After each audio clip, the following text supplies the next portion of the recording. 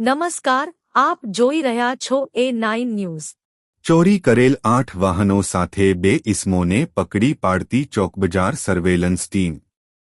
Police commissioner Vabang Jamir સાહેબશ્રી સુરત શહેર તથા અધિક પોલીસ કમિશનર બલરામ મીણા સાહેબશ્રી સેક્ટર તથા નાયબ પોલીસ કમિશનર રાઘવ જૈન સાહેબશ્રી ઝોન તથા મદદનીશ પોલીસ કમિશનર આર આહિર સાહેબશ્રી ઈ ડિવિઝન સુરત શહેર નાઓએ મિલકત સંબંધિત ગુનાઓ ડિટેક્ટ કરવા માટે જરૂરી સૂચના આપવામાં આવેલ, જે આધારે પોલીસ ઇન્સ્પેક્ટર શ્રી એસ.ડી. રાતડા સાહેબ તથા 2 પોલીસ ઇન્સ્પેક્ટર શ્રી એ રાઠવા સાહેબ નાઓએ સર્વેલન્સ સ્ટાફના સબ ઇન્સ વી.ટી. ડોડિયા સાહેબ નાઓને તથા સર્વેલન્સ સ્ટાફના માણસો 8ને ચોરી, સ્નેચિંગ, વાહન ચોરી તેમજ અન્ય મિલકત સંબંધિત ગુનાઓના આરોપીઓને પકડી મુદ્દામાલ રિકવર કરી ગુનાઓ ડિટેક્ટ કરવા બાબતે માર્ગદર્શન આપવામાં આવેલ, જે અન્વયતા 28062026 ના રોજ બપોરના સમયે કોઝવે રોડ નવનાથનો ખાડો શ્રદ્ધાદીપ સોસાયટીના ઇનોવેજિક પાર્ક પાસે જાહેરમાંથી સ્પ્લેન્ડરની ચોરી થયેલ હોય જે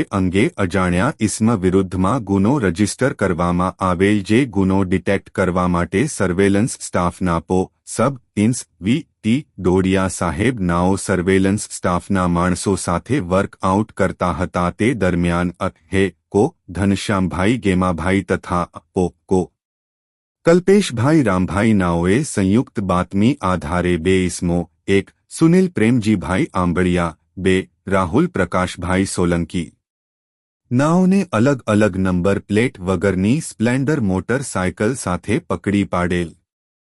ઉપરોક્ત વાહનો બાબતે બંને ઇસમોની પ્રાથમિક પૂછપરછ કરી તપાસ કરતા સુનિલ આંબળિયા નાઓ પાસેથી મળી આવેલ મોટરસાયકલ ઉપર જણાવેલ કોઝવે રોડ શ્રદ્ધાદીપ સોસાયટી પાસેથી ચોરીમાં ગયેલ હોવાનું જણાયેલ અને બીજો ઇસમ રાહુલ સોલંકી નાઓ પાસેથી મળી આવેલ નંબર પ્લેટ વગરની મોટરસાયકલ બાબતે ખરાઈ કરતા આશરે 1.5 મહિના પહેલા કતારગામ પાટીદાર સમાજની વાડી પાસેથી ચોરી કરેલ હોવાનું જણાવેલ હોય। બંને ઇસમોની અન્ય ચોરી કરેલ વાહનો બાબતે તપાસ કરતા સુનિલ આંબળિયા નાઓએ અન્ય ચોરી કરેલ 2 વાહનો તેમજ રાહુલ સોલંકી નાઓએ ચોરી કરેલ અન્ય 4 વાહનો જિલ્લાની બ્રિજ નીચે અલગ અલગ જગ્યાએ છુપાવેલ હોવાની હકીકત જણાવતા જિલ્લાની બ્રિજ નીચે અલગ અલગ જગ્યાએથી સુરત શહેરમાં અલગ અલગ જગ્યાએથી તેમજ 1 વાહન બોટાદ ખાતેથી ચોરી કરેલ હોય। કુલ વાહનો કુલ્લેકી રૂ